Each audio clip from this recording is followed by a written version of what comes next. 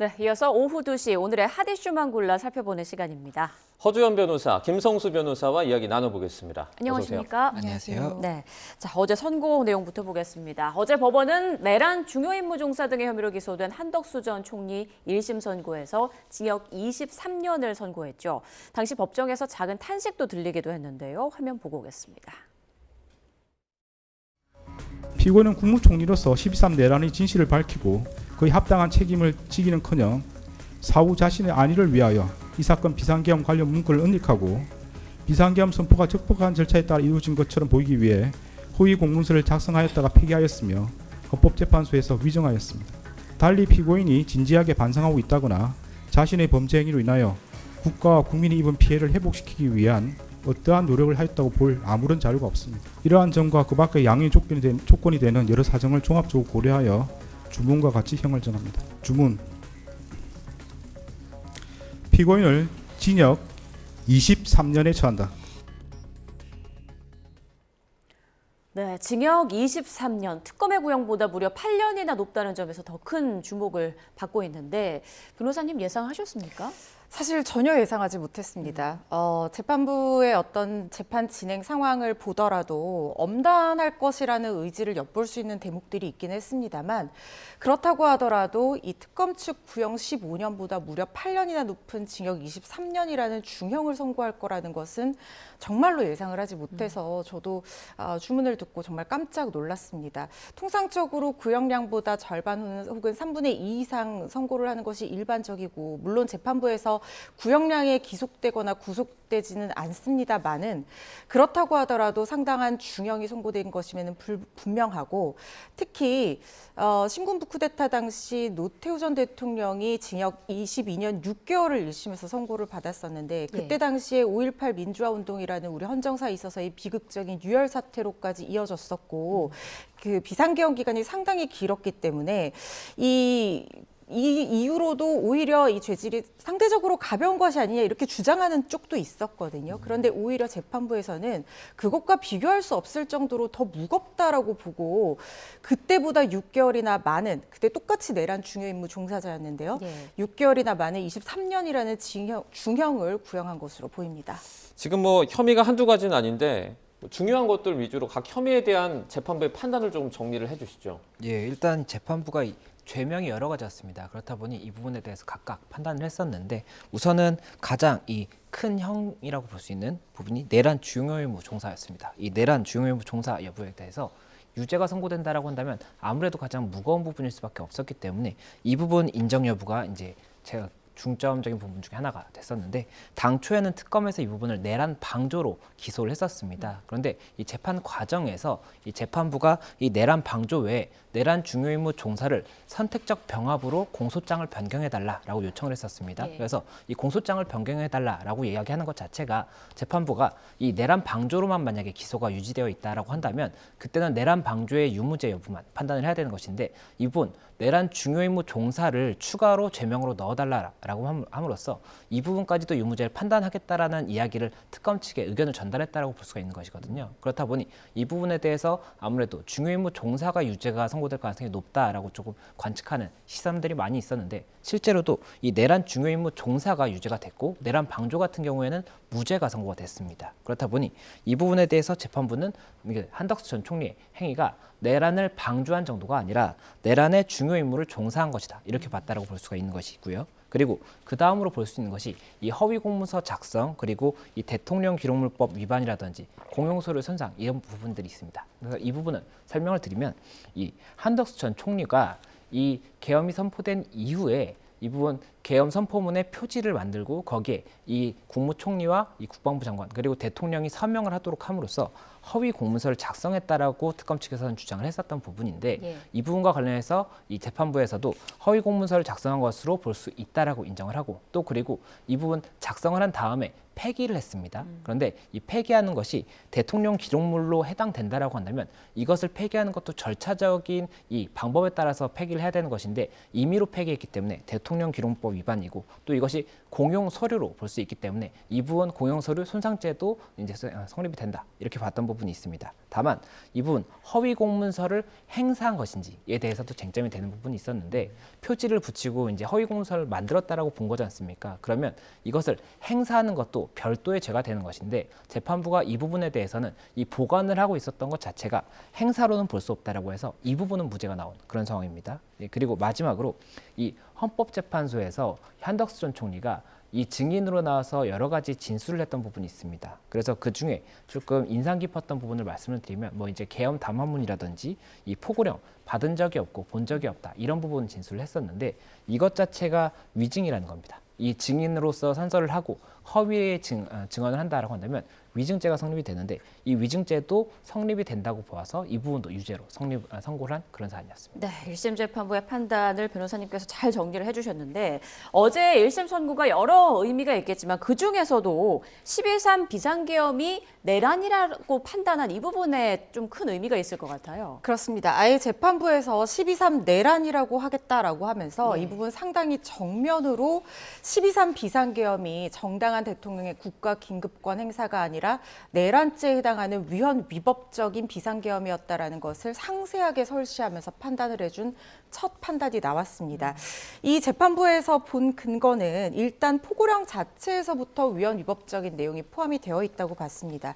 예를 들면 그 어떤 경우에도 이 점거하거나 무력으로 봉쇄할 수 없는 의회에 군경을 투입해서 의회 기능을 마비시키려는 내용이 이미 들어가 있었고 영장주의 위반해서 체포, 압수수색, 구금을 할 수 있다는 내용도 들어가 있었고 언론을 통제하는 내용이 들어가 있었던 데다가 실제로 이런 것들이 군경 투입에 대한 지시 또는 단전 단수 조치로 인한 언론사에 대한 사실상의 사전 검열이나 통제 조치로 이어졌다는 점에서 그 위헌성이 있어서 헌법과 법률에 정한 절차에 의하지 않고 헌법과 법률을 소멸시키려 하거나 헌법에 의해 설치된 국가기관인 국회나 중앙선관위를 강압에 의해서 전복시키려 하거나 그 기능을 마비시키려 했다라는 점에서 내란죄에서 예정하고 있는 국헌 문란의 목적에 충분히 해당된다라고 봤습니다. 그리고 또 하나의 요건인 폭동 부분도 상세하게 설시를 했는데요. 이 폭동이라고 하는 것은 특히 내란죄에 있어서의 폭동이라고 하는 것은 최광의 가장 넓은 의미의 폭행 협박을 얘기를 합니다. 그리고 한 지방의 평온을 해야 하는 정도가 돼야 되는데 지금 한덕수 전 총리뿐만 아니라 윤 전 대통령 쪽에서는 최소한의 인원을 질서 유지를 위해서 국회에 투입했다라고 주장을 해왔지만 이 재판부에서 판단하기로는 이미 국회나 선관위를 군력, 경력을 동원해서 무력으로 점거하고 그 기능을 제대로 수행할 수 없도록 방해한 행위 자체가 한 지방의 평온을 해할 정도의 폭행과 유형력 행사에 해당한다라고 봤기 때문에 내란죄로 판단을 했고요. 이 부분은 앞으로 있을 윤 전 대통령 등의 내란 우두머리 혐의와도 직결되는 부분이어서 상당히 주목됩니다. 네, 잘 들었습니다. 그 선고에서 눈여겨봤던 그 부분이 재판부가 12.3 비상계엄을 위로부터의 내란이자 친위 쿠데타라고 이렇게 명확하게 규정을 했습니다. 잠시 듣고 오시죠. 12.3 내란은 국민이 선출한 권력자인 윤석열 전 대통령과 그 추정 세력에 의한 것으로서 성격상 위로부터의 내란에 해당하는데 이러한 형태의 내란은 이른바 친위 쿠데타라고도 불립니다. 12.3 내란은 이러한 위로부터의 내란에 해당되는 점에서 그 위험성의 정도가 아래로부터의 내란과 비교할 수 없습니다. 이러한 대한민국에서 친위 쿠데타가 발생했다는 사실로 인하여 생긴 경제적, 정치적 충격은 기존 내란 행위와는 비교할 수 없을 정도에 이른다고 보입니다. 이러한 점에서도 기존 내란 사건에 관한 대법원 판결들은 피고인에 대한 형을 정함에 있어 기준이 될 수 없습니다. 그러니까 과거에 있었던 아래로부터의 내란, 이 전두환 씨 그 사례보다 이 위로부터의 이 내란이 더 엄중하다, 더 강하게 처벌해야 한다 이렇게 지금 강조를 한 것 같아요. 예, 맞습니다. 영상에서 보신 것처럼 그 위험성이 위로부터의 내란이 더 높다라고 이야기를 한 겁니다. 그리고 이 부분이 언급이 된 이유가 결국에는 지금 윤 전 대통령부터 계속해서 이 내란과 관련해서 성립 여부에 관한 다툼에 쟁점이 될 때 이야기를 하는 것이 대통령이 헌법상 규정되어 있는 계엄을 선포한 행위가 어떻게 내란이 되느냐 이렇게 지금 주장을 하고 있습니다. 그런데 지금 재판부는 이 부분이 내란이 위에서부터도 가능하다라는 이 부분을 이제 정리했다라고 볼 수가 있기 때문에 그것에 의미가 있다라고 볼 수가 있고 또 한 가지가 지금 계속해서 저희가 이 내란의 형 기준과 관련해서 예상을 했던 부분이 이 노태우 전 대통령 그리고 전두환 전 대통령의 사건입니다. 이게 1997년 4월 17일 선고된 96도 3376 사건의 판결인데요. 여기서 보면 이 내란이라든지 이런 부분들에 대해서 법리적인 그 의미도 한번 다시 정리를 하는 그런 부분이 있었고, 또 그리고 이와 관련한 형도 선고가 됐었습니다. 그렇기 때문에 이것과 유사하지 않겠느냐라는 예상이 많이 나왔던 상황이었는데, 지금 현재 재판부에서는 이보다도 더 위험성이 높았고, 그리고 현재가 이때 당시 이 90년대 80년대 이때와 지금의 이 국가의 민주주의가 다른 개념이기 때문에 더욱더 이 부분 중히 처벌해야 된다, 이렇게 언급을 한 것이 아닌가 생각이 됩니다. 네, 그리고 한 전 총리는 비상계엄에 반대했다라고 줄곧 주장을 해왔지만 재판부는 내란의 형식적 요건을 갖추는 데 크게 기여했다, 이렇게 판단을 했는데 그 대통령실의 CCTV가 중요한 증거가 됐을 것 같아요. 정확한 지적입니다. 사실 관련자들의 진술에 처음에 의존할 수밖에 없는 상태에서 한 전 총리에 대한 구속영장이 기각됐던 사례도 있었고, 그때 당시에는 이 국무회의에 참석했던 국무위원들의 진술 증거밖에 없었는데, 김용현 전 장관이라든가 이상민 전 장관 그리고 한 전 총리는 자신들의 혐의에 대해서 부인하는 그런 핵심 피의자들이었거든요. 다만 이제 조태열, 최상목 총리 등이 상황에 대해서 이 자신들은 만류를 했다. 그리고 한 전 총리가 지금 1심에서 인정된 혐의들을 어느 정도 증언을 해주는 상황이었는데, 이런 상황에서 대통령실 CCTV가 굉장히 중요한 물증의 역할을 한 것이라는 생각이 듭니다. 16분 동안 의결 정족수가 채워졌는지 손가락으로 세는 모습이 보였다라는 적시도 있었고요. 그리고 단전 단수 조치에 대해서 이상민 전 장관과 문건을 보면서 긴밀하게 협의하는 모습 등이 담긴 모습도 있었고, 조태열, 최상목 총리가 이 윤 전 대통령을 만류하러 들어가겠다라고 얘기를 했을 때도 같이 만류하지 않고 휴대전화만 보고 있는 모습이 휴대전화에 그대로 찍혔다는 점이 매우 상세하게 설치가 됐습니다. 네. 이는 총리로서 국무회의를 정상적으로 주재하고 대통령의 비상계엄이 위헌 위법적인 긴급권 행사가 되지 않도록 국무위원 모두에게 소집 통지를 하고 충분한 토론과 심의 기회를 가졌어야 하는 자기 의무가 있음에도 불구하고, 이에 반해서 원격 영상회의 같은 실질적인 가능한 방법이 있었는데도 단순히 의사정족수만 채우기 위해서 가능한 모든 방법을 동원하지 않고 이렇게 회의를 진행을 했다는 것이 결국에는 위헌 위법적인 비상계엄을 완성하는 데 중요 임무를 했다, 이렇게 본 부분이고, 한덕수 총리는 계속해서 반대했다라고 얘기를 했지만 정말 반대하는 사람이었다면 이런 식으로 휴대전화만 보거나 만류를 나서서 하지 않거나 이런 행동을 보일 수 없다라는 것이 주요한 판단 근거로 설치가 됐습니다. 네, 한 전 총리는 관운의 대명사라고 불릴 정도로 50년 넘는 공직 생활 동안 요직을 두루 거쳐왔는데요. 그동안의 모습들 모아봤습니다. 부동산 투기는 이제 끝났습니다. 이러한 강력한 조치를 통해 부동산 불패라는 잘못된 믿음을 깨뜨리고 한미 자유무역 협정은 조속히 발효되어야 합니다. 가능한 한 빨리 우리 기업들과 국민이 한미 자유무역 협정으로 인한 선발의 이익, 한중 FTA를 14억 내수 시장에서의 경쟁력을 확보하는 수단으로 활용할 수 있을 것입니다. 국정과제를 수행해 나갈 적임자라고 생각합니다. 영광스러우면서도 매우 무겁고 또 큰 그런 책임을 느낍니다. 혼란스러운 전국을 틈타 감행할 수 있는 북한의 도발과 선전선동에 대비 빈틈없는 대응 태세를 유지해 주시기 바랍니다. 여러분, 저도 호남 사람입니다. 서로 사랑해야 합니다. 서로 아껴야 합니다. 서로 용기를 주어야 합니다. 저도 호남 사람입니다, 여러분. 자, 두 분과 함께 한덕수 전 총리 1심 선고에 대해서 짚어보고 있었는데, 어제 재판 시작부터 끝까지 한 전 총리 꼿꼿한 자세, 무표정으로 일관하면서 이제 재판을 지켜봤습니다. 어제 좀 어떤 심경이었을까요? 한 전 총리 같은 경우에는 정치 성향을 가리지 않고 정부를 넘나들면서 굉장히 오랫동안 고위공직자로서 관료로서 그리고 주미 대사까지 역임하면서 다양한 위치에서 공직 생활을 해온 인물이죠. 50년 공직 생활을 영위한 관운의 사나이라고 불릴 정도로 김영삼 정부 때는 차관을 했었고 그걸로 시작을 해서 노무현 정부 때 국무조정 실장을 하고 보수와 진보를 가리지 않고 공직 생활을 역임해온 인물입니다. 네. 그러다 보니까 사실상 본인의 이런 어떤 50년 공직 생활이 이러한 사실 어떻게 보면 상당히 불명예잖아요. 이렇게 불명예로 마감한다는 것에 대해서 많은 소외와 회한이 스쳐 지나갈 것이 아닌가 하는 생각이 듭니다. 그리고 마지막에 본인이 국무총리로서 자신의 책임을 다하지 못하고 이런 식으로 결국에는 뭐 본인이 지금은 아직까지 확정 판결이 나는 것은 아니고 본인이 혐의를 부인하고 있는 상황이기 때문에 제가 뭐 예단하기는 좀 어렵습니다만 본인이 어떤 정부의 대통령의 어떤 행위 이런 것들에 대해서 강하게 견제하지 못하고 신념에 따라 행동하지 못했다는 점에 대해서도 상당한 후회의 마음을 가지고 이 판결을 들었을 것이다라는 생각이 듭니다. 네, 그리고 이번 재판에서 단호하고 좀 적극적인 소송 지위를 보여줬던 이진관 부장판사의 어떤 화법이 이슈가 되기도 했었는데 어떤 부분이 좀 눈에 띄셨습니까?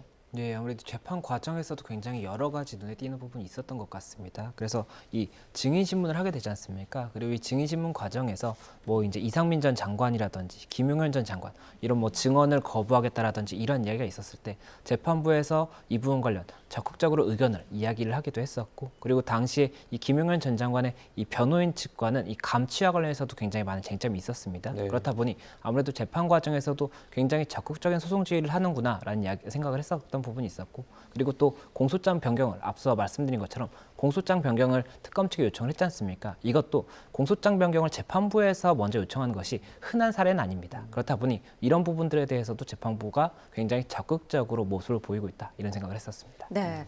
자, 이처럼 한덕수 전 총리에게 특검의 구형보다 무거운 징역 23년을 선고한 이진관 부장판사에도 관심이 쏠리고 있는데요. 저희가 화면 준비했습니다. 함께 보시죠. 12.3 내란 과정에서 사망자가 발생하지 않았고 내란 행위 자체는 몇 시간 만에 종료되긴 하였습니다. 그러나 이는 무엇보다도 무장한 계엄군의 맨몸으로 맞서 국회를 지킨 국민의 용기에 의한 것입니다.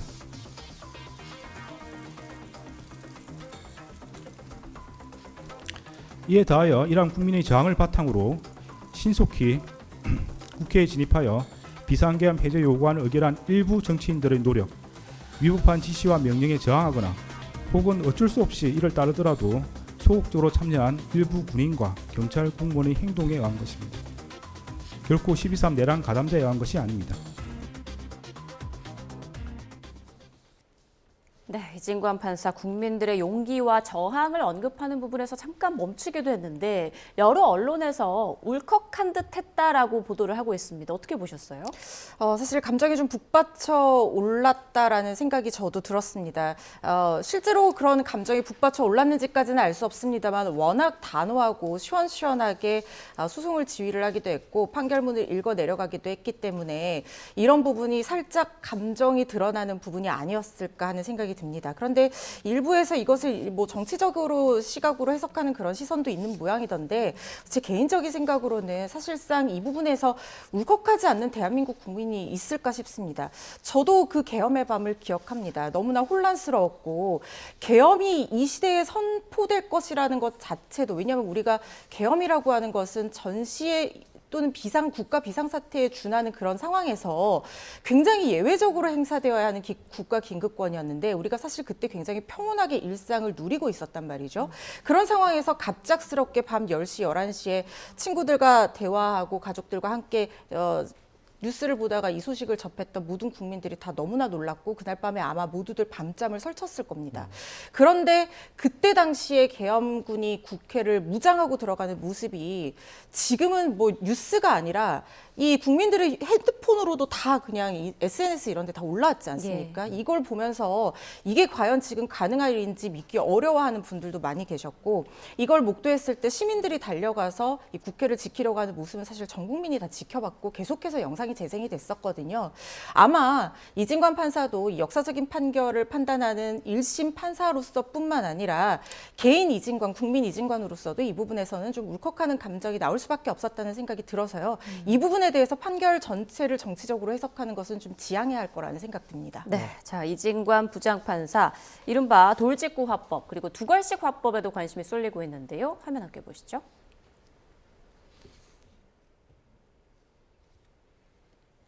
드리겠습니다.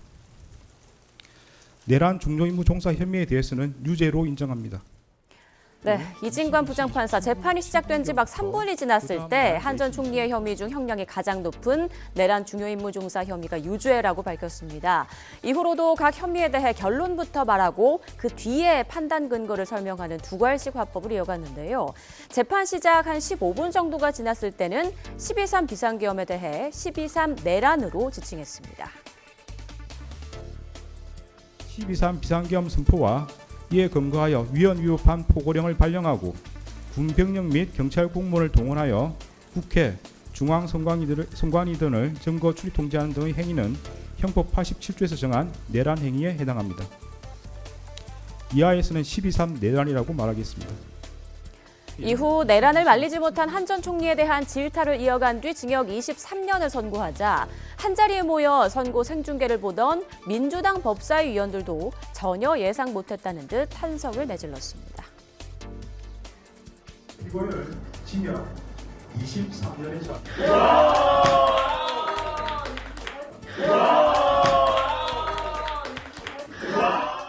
자, 이진관 부장판사, 어제 두괄식으로 먼저 결론부터 탁탁 이야기를 했는데 이런 선고에서 좀 흔히 볼 수 있는 스타일인가요? 어떻습니까? 이 주문에 관련해서 이제 어떻게 선고하는지 순서에 대해서는 재판부마다 조금 스타일이 다른 것 같습니다. 예. 그런데 이 어제 같은 경우에는 일단은 이 죄의 성립 여부에 대해서 먼저 이야기를 하고 그 다음에 이유를 이야기하고 마지막에 징역 몇 년형을 선고한다 이렇게 순서를 했기 때문에 이런 부분에 대해서 아무래도 이 듣는 시청자분들을 조금 더 배려한 것이 아니냐 이런 이야기도 나오고 있는 그런 부분이 있기 때문에 이 부분 아무래도 조금은 그 일반적인 스타일과는 달랐다 이렇게 볼 수가 있었습니다. 다음 달 19일에 이제 윤 전 대통령 내란 우두머리 혐의 재판에 대한 어떤 선고가 나오게 되는데 이 부분에도 좀 영향을 미칠 수 있겠죠. 이번 판결에서 판단된 어떤 사실관계들을 직위원 재판부에서 만약에 배척하고자 한다면 그에 대한 명분이나 이유를 굉장히 공고하게 설시할 수밖에 없는 부담을 안게 됐다라는 생각이 듭니다. 일단 내란죄에 해당한다, 비상계엄이 내란이다라는 판단을 굉장히 상세하게 이번 판단에서 내려졌기 때문에 만약에 윤 전 대통령의 내란 우두머리 혐의 재판에서 이걸 그대로 받아들이지 않는다 혹은 결이 다른 판단이 나온다고 하면 왜 이게 내란죄에 해당하지 않는지에 대해서 지금 이진관 판사의 판단 내용을 하나하나 반박할 정도의 구체적인 이유와 설시가 있어야 될 거라는 생각이 들거든요. 물론 재판부가 별개의 독립된 기관으로서 각각의 판단을 내리고 각 판단마다 재판마다 제출되는 증거들이란가 증인들이 어느 정도 대동소이한 부분이 있기 때문에 다소간 다른 부분이 있어서 판단이 달리 나올 가능성을 완전히 배제할 수는 없습니다만 직위원 재판부로서는 내란죄의 성립을 인정하는 전제하에 판결할 가능성이 상당히 높아진 상황입니다. 네, 내란 관련 재판에서 앞으로 또 법원에 어떤 판단이 있을지 계속 좀 지켜보겠습니다. 자, 다음 이슈로 넘어가겠습니다. 공천원금 수수 의혹을 받는 강선우 무소속 의원이 경찰의 고강도 조사를 받으면서 관련 의혹의 주요 피해자들이 모두 조사를 받았습니다. 강 의원의 모습부터 보고 오시죠. 있는 그대로 사실대로 성실하게 조사에 임할 것입니다. 저는 제 삶에 원칙이 있고 그 원칙을 지키는 삶을 살아왔습니다. 성실하게 사실대로 최선을 다해서 조사에 임했습니다. 이런 일로 국민께 심려를 끼쳐드린 점 다시 한번 진심으로 죄송합니다. 남아있는 수사에도 지금처럼 최선을 다해서 성실하게 사실대로 임하겠습니다. 1억 원 전세 자금으로 쓰신 거 맞아요? 지방선거 앞두고.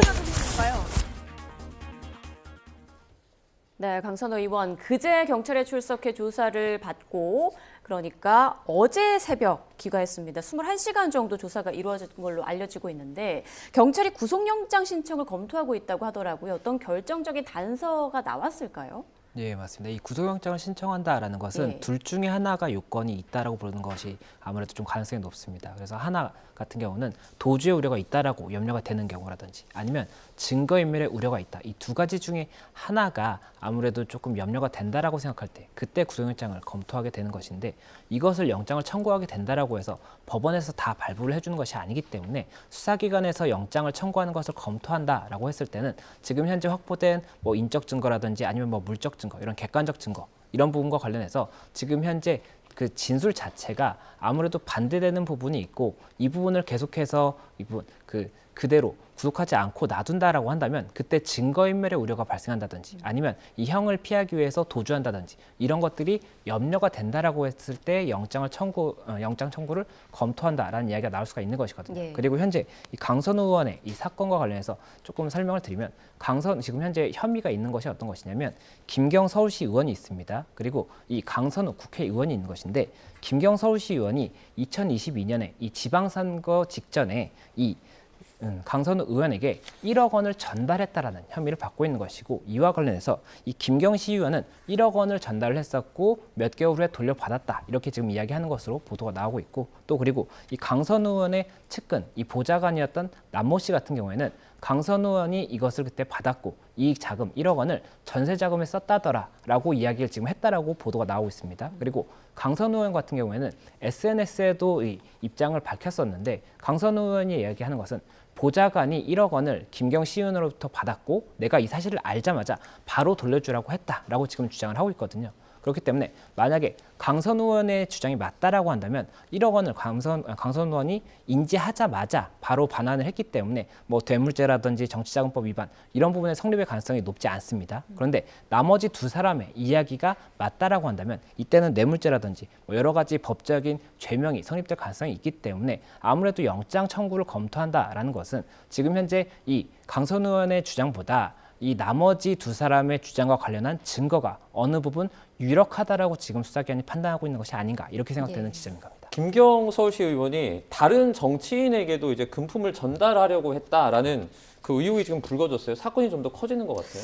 이게 만약에 민주당 전현직 의원들 중에 이렇게 금품을 받은 사람이 추가로 나온다고 하면 그야말로 당 전체가 얘기하고 있는 휴먼 에러가 아니라 시스템 에러라는 얘기로까지 이어질 수 있을 만큼 큰 사건으로 번질 가능성이 있어 보입니다.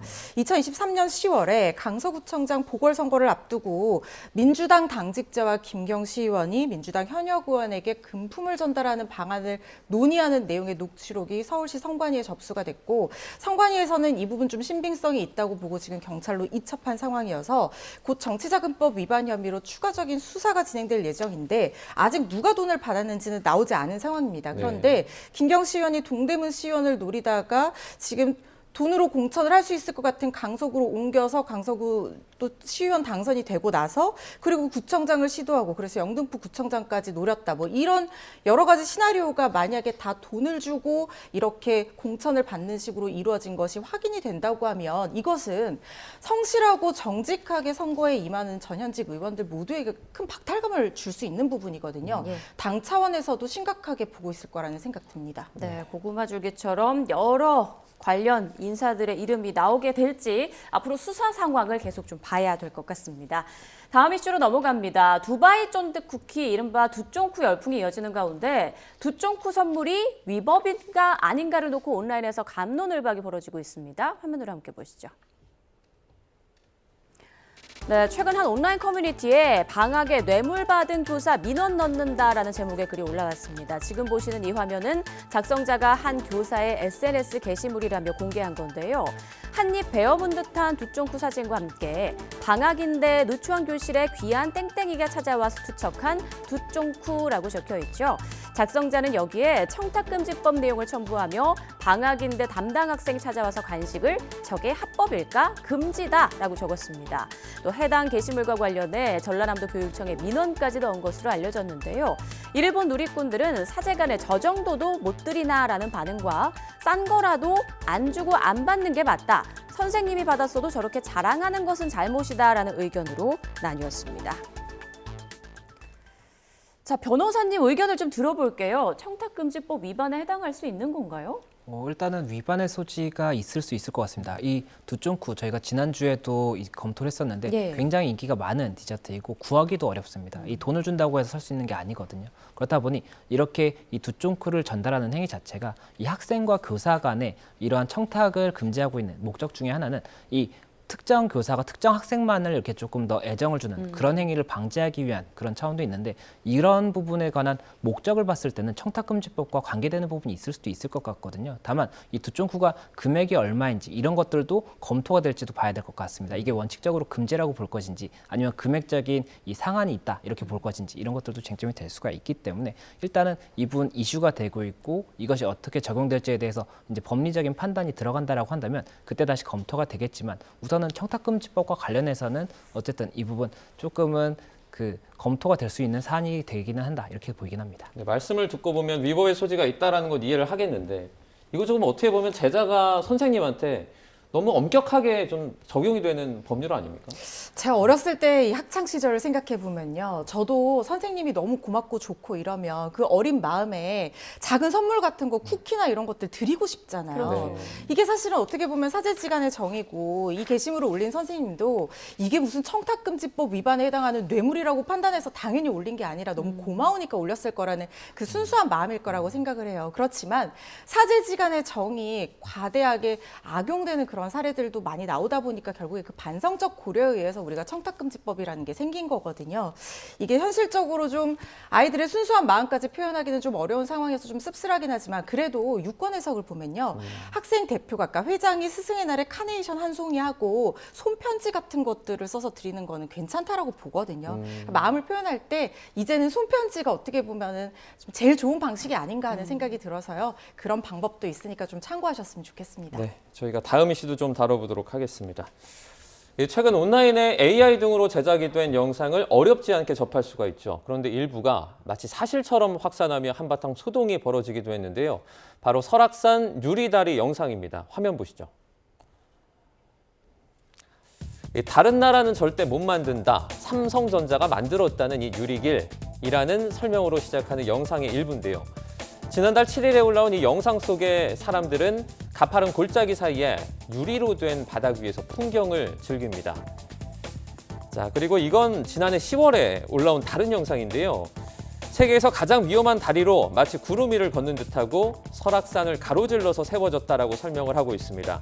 긴 다리를 지탱하는 기둥도 보이지 않아서 이질적인 느낌이 좀 듭니다. 자, 여기서 반전이 있습니다. 지금 보신 영상들 모두 AI를 이용해서 제작한 가짜 영상입니다. 이런 설악산 관련 가짜 영상은 오늘 오전 조회수 기준으로 각각 433만 회, 263만 회를 기록하고 많은 누리꾼을 속이며 온라인에서 확산했습니다. 설악산 국립공원 사무소는 그제 최근 설악산에 유리다리가 생겼냐, 어디로 가면 볼 수 있냐 등의 문의가 빗발쳐서 업무가 마비될 정도라고 밝히기도 했는데요. 명백한 가짜뉴스며 이런 정보는 반드시 공식 채널 등으로 확인해달라고 덧붙이기도 했습니다. 자, 이 설악산 국립공원 사무소에서 전화가 너무 많이 와서 일을 못할 정도였다고요. 근데 영상을 보면 이제 언뜻 봤을 때는 그럴 수도 있겠다라고 생각이 들 정도로 좀 리얼하거든요. 맞습니다. 저도 영상을 찾아봤는데 정말 감쪽 같더라고요. 그렇다 보니 정말로 산에 이렇게 유리다리가 생겼나 이렇게 생각하실 수 있을 것 같습니다. 그런데 지금 이 AI 프로그램이 많이 발전을 하다 보니까 이렇게 감쪽 같은 영상을 만드는 것이 어렵지 않은 상황이 됐습니다. 일반 사람들도 조금만 공부하면 만들 수가 있는 상황이거든요. 그렇다 보니 이렇게 실제와 다른 부분이 있을 수 있기 때문에 아무래도 뭐 젊은 분들은 조금만 더 알고 있겠지만 연세가 있으신 분들께서는 조금 더 많이 이렇게 조금 허위의 정보에 노출되어 있는 것이 아닌가 생각이 되고 이와 관련 이 설악산 사례 같은 경우에도 실제로 이런 유리다리가 없습니다. 없는데 이렇게 있는 것처럼 생각할 수 있기 때문에 주의가 필요하다. 이렇게 당부가 필요한 그런 상황인 것 같습니다. 네, 요즘 워낙 AI 영상이 많다 보니까 진짜인데도 저거 AI 영상 아니야? 이렇게 좀 혼동을 하기도 하는데 만약 이렇게 거짓 정보로 시민들에게 혼동을 준다면 처벌은 어떻게 될까요? 일단 이게 만약에 누가 올린 것 목적이 뭐냐 이게 중요할 것 같은데 여행사에서 자신들 관광 상품을 팔기 위한 목적으로 이렇게 허위 영상을 올렸다고 하면 사기죄에 해당할 여지도 있고 또 오늘부터 AI 기본법 시행되잖아요. 네. 사업자가 AI로 만든 생성형 AI 제작물이라는 것을 워터마크 등으로 표시하지 않았다고 하면 과태료 부과 대상도 될 수 있거든요. 무엇보다도 요즘에 이런 거짓된 정보로 혼동을 줄 수 있는 일이 많아서 이용자들의 주의도 필요한 상황이라 생각됩니다. 네, 알겠습니다. 자, 이용자들도 각별히 좀 신경을 써서 영상을 좀 봐야 될 것 같습니다. 지금까지 허주연 변호사, 김성수 변호사와 주요 이슈들 짚어봤습니다. 고맙습니다. 고맙습니다. 맞습니다.